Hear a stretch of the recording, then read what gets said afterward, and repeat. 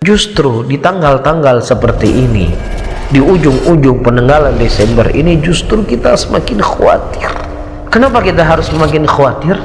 Karena Allah mengatakan, wa qalu ittakhadha ar-rahmanu walada laqad ji'tum syai'an idda takadu as-samawati yatafattarna minhu wa tanshaqu al-ardu wa takhiru al-jibalu hadda an da'u lir-rahmani walada.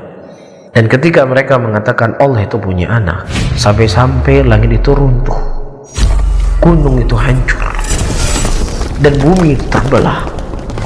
Ketika mereka mengatakan Allah punya anak, ini sesuatu yang kita khawatirkan, ya, sesuatu yang harus kita takuti.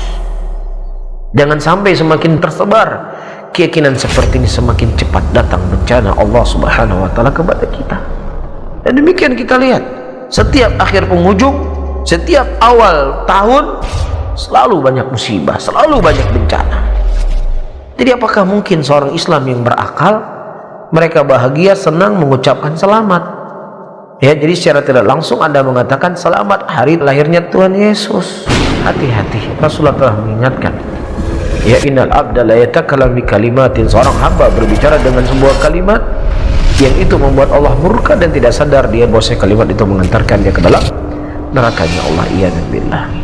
Ya, saya tegaskan kembali, adapun masalah toleransi, silakan kita bertoleransi dengan mereka dalam urusan apa? Muamalah, dalam urusan pergaulan yang tidak ada sangkut pautnya dengan urusan keagamaan. Ketika sudah urusan itu adalah urusan keyakinan, maka tidak ada toleransi di situ. Lakum dinukum waliyadin.